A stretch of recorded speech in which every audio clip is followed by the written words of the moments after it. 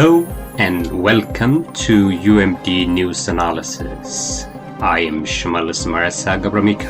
In this edition, we'll focus on the recent interview of Jal Maro, Chief Commander of the Oromo Liberation Army aka OLA in Oromifa language with ONMABO Media. We invite you all to stay with the program. Jal Maro's Oromifa interview at ONMABO Media Summary.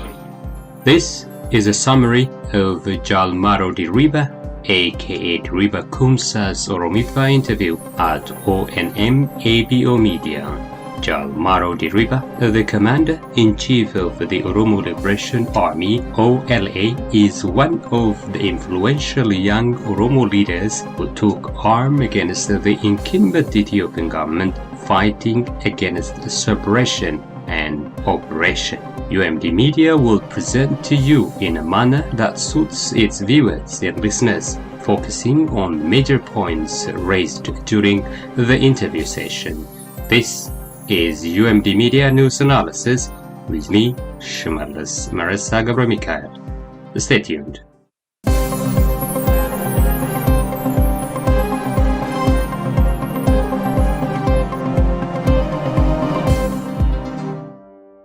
Jal Maro yeroo hanga tokko miidiyaa irraa fagaattanii turtan.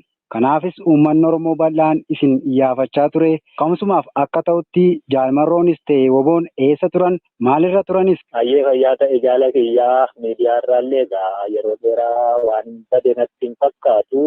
Inni hojii waan kanaan na laallatu yoo jiraate miidiyaa irratti dhiyooman jira. Waraanni bilisummaa Oromoo anis egaa asis akkuma quba qabdu namoo akkuma quba qabu immoo The interview covers many thoughts, including the current armed struggle to the incumbent situation of Oromia and Ethiopia, the success stories of his armed struggle and the challenge he and his fellow fighters are facing, and the activities of the major actors in the country, including the Tigray Authority alongside the response by the Prosperity Party government. The interview also covers and chronicles some historical elements of the struggle, power roles or shares, as well as the ultimate goals of his fellow Oromos and nations and nationalities in Ethiopia. As our assessments also goes, the journalist first and foremost asked Jal Maro Diriba as to how he has been away from the media, and his response was his primary focus of the struggle. He then continued asking Jal Maro on how the government has been planning to dismantle his army, but not successful, and the Oromo Liberation Army OLA has been flourishing day in and day out. The reason for the survival and success of the Oromo Liberation Army OLA was its affiliation mainly with the general public and the assistance it generated on daily basis. According to Jal Maro, no force could be successful if it doesn't have any support from the general public.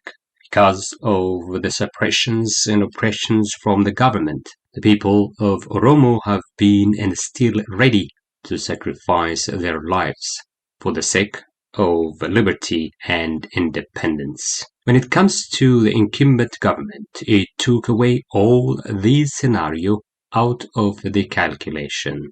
For Jal Maro, the fight against oppression has started to flourish and started to bear a fruit now. People are forcefully fighting as they are sick and tired of the innocent lives perishing in Oromia and the whole country on daily basis, Jal Maro said, and added that the government is still marching on innocent civilians, mothers, elderlies and children who even don't very well comprehend politics and have the strength to fight. He noted that our fight, or his fight, or their fight is against all these acts, and even if our enemies or his enemies or their enemies don't understand us and believe we lack to have ammunition, we are proving them to be wrong.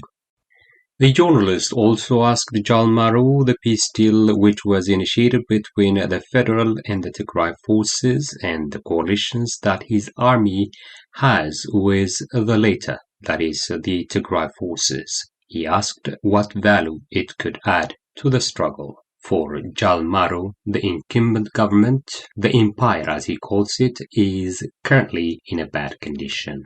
We are very much aware that the government has no intention for peace deal and negotiation whatsoever. It really acts like a snake, having an evil act and coming with different forms and approaches other than consistent approach towards peaceful resolutions and other matters in the country. The challenge that the Tigray People's Liberation Front TPLF, a party that is ruling Tigray now, is of no exception dealing with this party. It emanated from this nature of the incumbent government in Ethiopia, or what Jalmaro calls it as an empire. In addition, the coalition between his army and the Tigray People's Liberation Front, or the Tigray Defense Force, or TDF, is still intact, and it has been advocating the aspirations of the people of Tigray, even if the response was not constructive and fruitful from the incumbent government in Addis Ababa. People in all corners of the country aspire for the crisis to be resolved peacefully, and the Oromo Liberation Army and the people of Oromo are of no exception. However, the empire, as he calls it, always contradicts all these aspirations. The linguistic, cultural, and other diversities and other forms doesn't being accepted by the incumbent government in power. It doesn't accept the linguistic and cultural diversities of nations and nationalities in the country.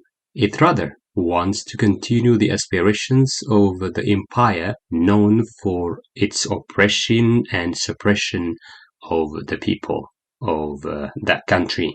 Everyone knows that the people of Tigray were on siege, and that the Tigray People's Liberation Front was looking for the peaceful resolution of the matter. They were very much aware of the situation, and the Prosperity Party's nature was not being changed. Accordingly, in our part, we view the process with more critical way and with their nature. This approach is for sure would never happen soon.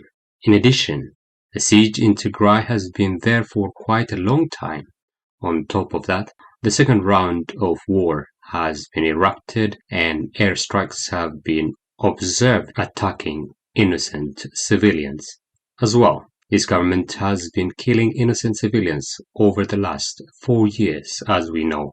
It has also been killing innocent civilians in Oromia and other parts of the country. Government in power doesn't seem to understand this matter comprehensively and critically. The TPLF, alongside with the people of Tigray, have been fighting against poverty and backwardness, and this new struggle by both the leaders and the people of Tigray emanates from the good and right cause.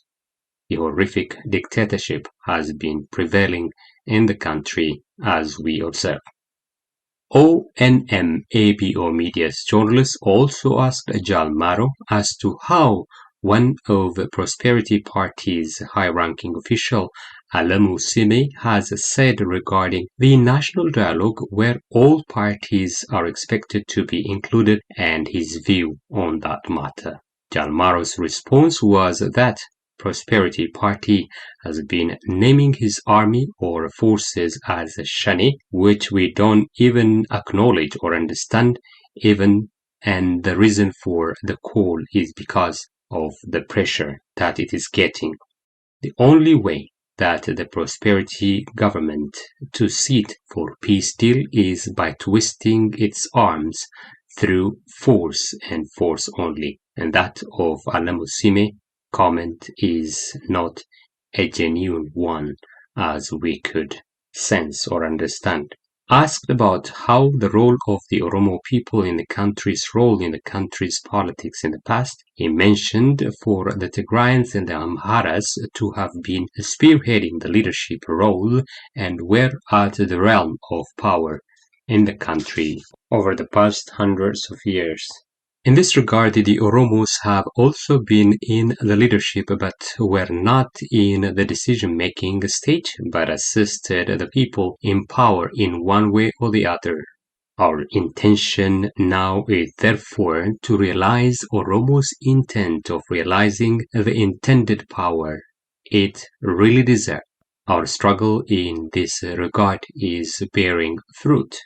Most Oromos are becoming aware about this matter. That's why they are joining our army in leaps and bounds. We promote the sacrifices of lives for great causes. Oromos need not support the empire and struggle for a good cause only. Our cause is reasonable and we are fighting victory is also inevitable. The cause of Ukraine and Russia is a good example for the case in point, Jalmaro added. Prosperity Party, as we are observing, is attempting to divide Oromos based on their religions and regional affiliations. I believe Oromos need unity and always arm themselves. They shouldn't by no means be a threat to others, but at the same time, Oromos has to liberate and realize their ownership of the resources and other things via their perseverance and unity. Jalmaro was also asked about the current diplomacy to adapt to OLS struggle. He said the diplomacy was not effective because of its current status of not becoming a country, but also a struggle that aspires to be a country. The goal of the Oromos must be liberation, but until that happens, this could be one of the drawbacks. I went to the struggle with a cause for the whole Oromos, not a single region or single Oromos. In this regard, resource is the other problem that should be addressed. Ola, according to Jalmaro, is mainly dependent on the resources of the majority of the Oromos within the country. Oromos in everywhere we go provide us with the resources or the logistics that we want, and in addition to their precious lives, they are sacrificing along with our army. This must also be assisted with the support from the diaspora. In terms of resources, war costs resources and lives. We need more resources right now. We were fighting with the armaments we capture and snatched from the enemy or from the government. The people on the ground are also sacrificing their lives on a daily basis. The diaspora must also intensify the struggle and assist the struggle via all means, including financial resources and in a more organized way, and diplomacy as well, avoiding the concept of divisions of any sort that the government intends to have on us is one way out. The people of Oromo also need to avoid dependency on the incumbent government. The Oromo also need to avoid the narrative that the party in power is the only savior and your life without me is dangerous approach going on in the different spectrums as we observe. There is nothing worse that could happen to the nations and nationalities in the country than what is happening because of the party in power right now. Even nations and nationalities in Oromia will continue to reside in the country or in Oromia. Above all, Oromos need not to migrate and leave their places of origin because of the unlawful and unfair leadership in Ethiopia. They must continue of fiercely fighting until their language, culture, and other values and identities are very well respected, until the rule of law is realized in the country. We can only emancipate Oromia through fierce fighting and unity among one another. Otherwise, we could prolong the lives of our enemies in power. Right now, we have rich culture, the rule of law that was there for quite a while, and other great virtues that we could nurture and leverage. We also need to identify our real cause. Those were some of the thoughts that Jalmaro Diriba, aka Diriba Kumsas, has entertained in his Oromifa interview at ONMABO Media. This has been UMD News Analysis with me, Shmarlis Maressa Gabramikail. Thank you for being with us all along, and have a good one.